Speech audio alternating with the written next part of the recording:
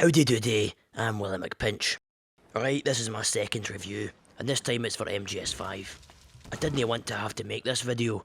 I thought folk might be switched on enough to realise this game is shite, but after it won Listener Game of the Year for the podcast I do the news on, well, I've got no choice but to spell it out for you. So let's start by analysing what an MGS game is, because I'm not going to review this like it's a normal game. I'm going to be pointing out how it's a shit MGS game, and how this wee twat has a lot to answer for. So what does a game need to be an MGS game? First thing it needs, Snake, okay, and a good story, a codec, colourful characters, good gameplay, well, decent gameplay. It needs class boss fights, throw in a few 30-minute cutscenes, and a guy who shits his pants more than a heroin addict for Bell's Hill. Right, let's go through that list. Snake. No, there's no fucking Snake in this game. I'll get back to you on that one. A good story. Fuck. You made an MGS game with no fucking story, you cunt. Colourful characters. Well, no, they're all fucking boring and none of them are like they are in the other games. Ocelot is the voice of reason. Kaz is more like Ocelot should be. They played us like a damn fiddle! And they made bad guy as this ugly fuck. He looks like Jack Skellington. But I'm willing to forgive all that because of how openly they embrace sexism. That takes balls. I like that. Now come here you so I can cover you in Vaseline. What the fuck's wrong with your tits? A codec? No. Good gameplay, well the foundations are all there. But if you're one of the fanboys that thinks gameplay is just how the shooting feels, then first of all, you're a twat.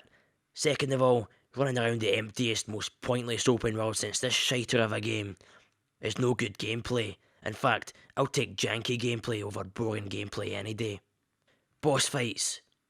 Nah, just bullet sponging monk cunts that make no sense. Shite pants? Aye. Okay, kid. So far we've established that the only thing that makes this an MGS game is that someone shites their pants.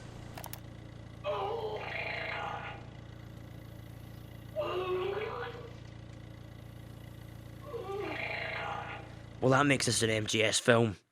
And my last hooker was an MGS hooker right after I squeezed on her gas pipes too hard. Right, let's talk gameplay, because that's the first thing fanboys will say in the comments here. But Willie, it's got good gameplay. No, first of all, it doesn't. Second of all, fuck off back to your Angry Joe videos and that pidy poo wank. Good gameplay. I can sneak, I can shoot, I can blow things up. And I can experiment. I like to experiment. But that's all rendered pretty shit when map designers like Hideo just sharted onto a piece of paper, drew a circle around all the speckles and said, that's where the villages are. And see that big fuck off line of blood and shite? That's a cliff that you have to walk around to get to your objective. Basically you can't go more than 20 metres either side of the road for most of the game. So I've got tons of missions today, they're all basically the same, and it'll take me 10 minutes to get to each one. At this point, I'm getting bored. But I'll keep going, because the more I do, the more I can unlock, and the more experimenting I can do. That's the driving force of this game. But here's the problem. I'm not here to fucking experiment. This isn't a science class, and you aren't allowed to touch me, Mr. Man. And although folks say you can experiment, you only get rewarded for putting enemies to sleep. So all your lethal weapons, that's basically all of them. They're all fucking pointless. And yeah, you can experiment so fucking much, but this war veteran hero can't climb a waist-high rock.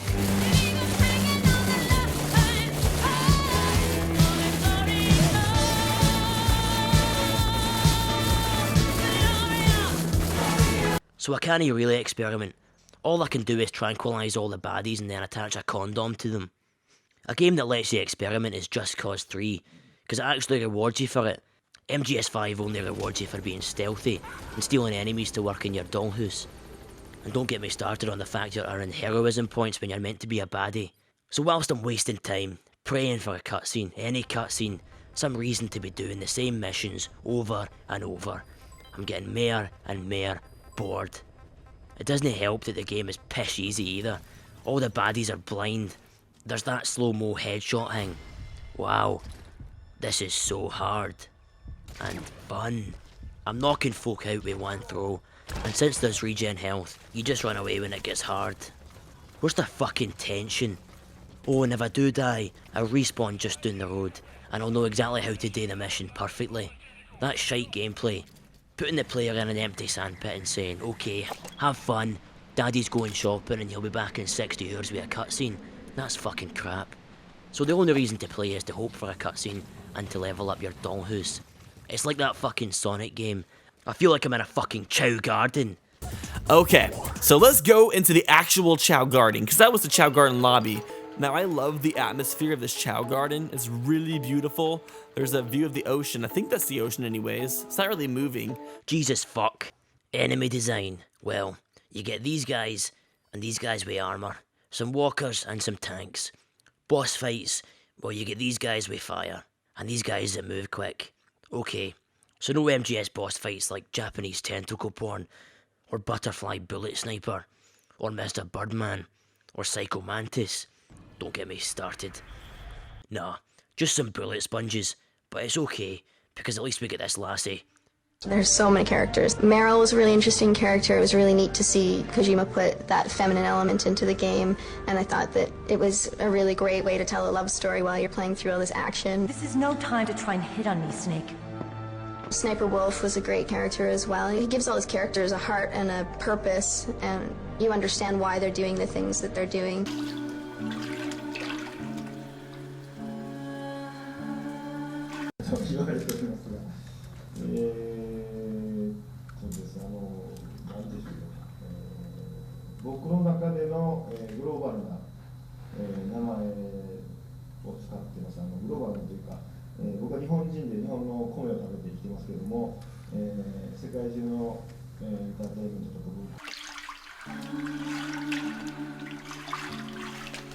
What's wrong with her tits? Now, the storyline. How much pish gameplay do I have to play to get to the storyline? Let's do the math. It takes around 11 hours and 10 minutes to beat MGS1. And the MGS1 movie on YouTube, that's just the cutscenes and the story bits. That's 4 hours long. So about 36% of the game is story. MGS2, it takes around 13 hours to beat. The movie is 5 hours, 20 minutes long. So around 40% is story. MGS3, 16 hours to beat, 5 hours of cutscenes, so about 31% story. MGS4, 18.5 hours long. The movie's 8 hours, so it's 43% story. Now let's test MGS5. 41.5 hours to beat, just the story. The movie is 4 hours long, so it's only 10% story. And that completion time I used is the time it takes to beat the story. If you want to throw all the side quests in, then it's 78.5 hours. That'd make the game 5% story. So mathematically, you can expect to spend between 90 and 95% of your time with this game not seeing any story. Yeah, well, recently, due to a lack of time, mostly, I haven't been able to play that many games. I do try to watch people playing them. I want to play GTA badly, but I haven't found the time. With that in mind, we're calling MGS5 an open world game. That's the way we're creating it, the way we're putting it out. But ideally, I want to create a game that even people like me that don't have too much time to sit down and play the game for a long time can play through it. And didn't get me started on the loading times. Now watch out, fanboys. I'm about to tell you that the story that you do see is shite. If you go online and say the story is pish in this game, people jump down your throat defending it. You need to listen to all the audio tapes, Willie. Oh, do I? If your defence of the plot is that you need to sit down and listen to hundreds of boring tapes, well, your defence is fucking retarded. Listening to a few audio logs is fine if it's done right. You can learn a wee bit more than you would if you didn't listen. But the system only works if the player can still understand the whole plot if they miss the moot. Audio logs should never be the fucking pillars of a game's story. Ask yourself why they are in this game, when every other MGS game actually put the player into the story. Everything was happening around the player. MGS5 feels like everything's happening somewhere else to someone else. All we get to do is the same missions in one of 2 levels. What makes it worse is that this twat is the guy that started cinematic storytelling in video games. He wanted to make games more like films. So why make this derivative pish? When I first came up with the idea for Metal Gear, people told me storytelling won't work in action games. So I set out to prove the world that action games could be a valid storytelling medium.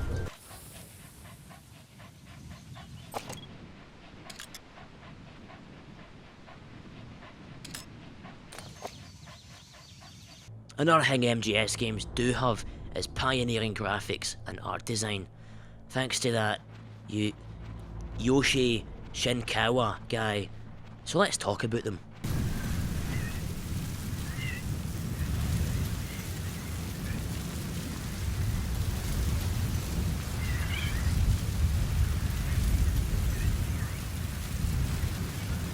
Now, let's get to the nitty-gritty of the story. And yes, there's gonna be spoilers, if you can call them that.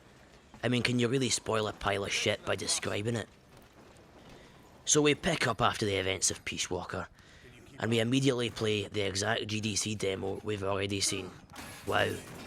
Now this start bit is slow and scripted, and it doesn't feel like MGS, but I'll forgive that, because sometimes doing something different can work. But what I will not forgive is that we didn't come back to this gameplay style at any point in the game. It's like this was a vertical slice that they showed to publishers years ago and just stuck it at the front of the game. That's bad game design. Good game design introduces core mechanics and lets the player slowly get used to the game for the very start. And it doesn't even set up the story or a villain. You'd think that she was the villain. Nah, she's your cum slut. This sadist is more sexist than me. Now, MGS3 ended perfectly, and Peace Walker, personally I didn't feel we needed it. But it was good. It showed Big Boss's personal, emotional story arc. He was still struggling with killing the boss.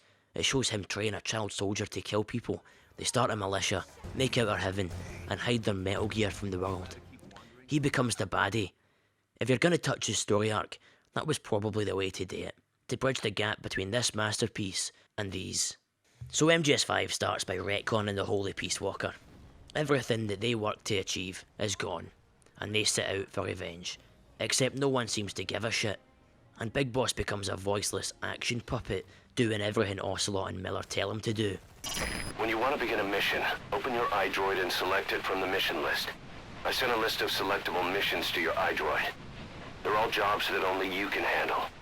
And everything that they do tell you to do is against the Soviets. What happened to being mercenaries, fighting to create perpetual conflict and being on no one's side? Big Boss is just fighting for one side because that's what he's told to do. What a way to ruin a character. The villain, Jack Skellington, we don't know anything about him. He's even advertised as a ghost with no past, or otherwise known as a character with no development. No reason to hate him, no reason to want to hurt him. We do know why his face is like that though. It's so we know he's the baddie. That's the reason. Look, I'm the baddie. Can you tell by my face? So when we finally meet the guy, there's a hilarious jeep ride. It's the most boring climax I've ever seen, and that's coming for someone that's fucked a dead person. It's actually funny.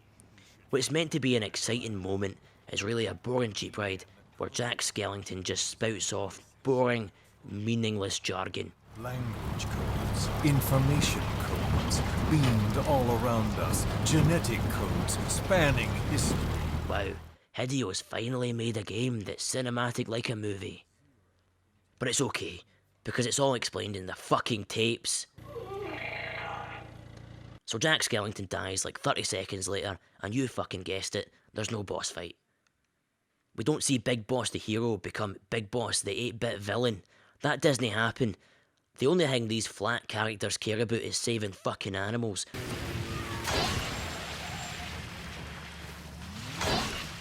Jesus fuck. Look at Ocelot. We've seen him in 4 previous games. We know what he's meant to be like. But now we finally get to be on his side to see what he's really gonna be like. Maybe find out why he's such a double-crossing cunt. Nah, he doesn't even leave Chow Garden.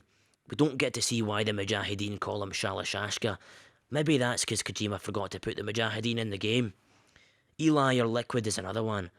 Look at this bit for MGS1. That's right. I'm just the leftovers of what they used to make you. Can you understand what it's like to know that you're garbage since the day you were born? But I'm the one Father chose. So that's why you're so obsessed with Big Boss. Some warped kind of love. Love? It's hate! He always told me I was inferior, and now I'll have my revenge! You should understand me, brother. You killed our father with your own hands! You stole my chance for revenge! Now I'll finish the work that father began. I will surpass him! I will destroy him! Okay, so that's all retcon too. That doesn't happen. How can Big Boss be choosing Solid Snake over Liquid if Solid Snake isn't in the game? And the idea that he was just rejected for no reason and grew to hate Solid Snake and Big Boss. Nah, he was just a wee annoying evil shite the whole time. Liquid's just one of many characters that we get to see the history of when we didn't want to or need to. But the biggest retcon that Hideo does is with the ending. Turns out you aren't even Big Boss. Nah, you're Venom Snake. So instantly, everything falls apart and nothing makes sense. It muddies the water and it shits all over the previous MGS games. I mean, how does the technology exist to make Venom look exactly like Big Boss? And on that note, why is the technology in the Cold War better than the technology... Oh fuck, who even cares? How does he have any of Big Boss's memories? Why is a medic as good in combat as the legendary Big Boss? Why would he want to continue being Big Boss when he realises he's been used as a decoy by everyone around him? Why are there no Mujahideen? Why are mercenaries only fighting Soviets? Why am I still playing this fucking game? Maybe that's why Hideo put this quote at the end of the game. But to be honest, it's about time folks stopped making excuses for him. If he really didn't want to make this game, he could have left it at any time. He could have stopped after MGS2, or after MGS3, or after MGS4. I mean, he wanted to. MGS3 was self-contained and basically a Bond game, and MGS4 was the final chapter. It wrapped things up. They even fought on top of a Metal Gear with the sun setting behind them. That's called symbolism. But why would he stop when his fanbase never hold him to account and he can get paid? He's like the George Lucas of video games, except no one hates him. What is it that makes him so untouchable?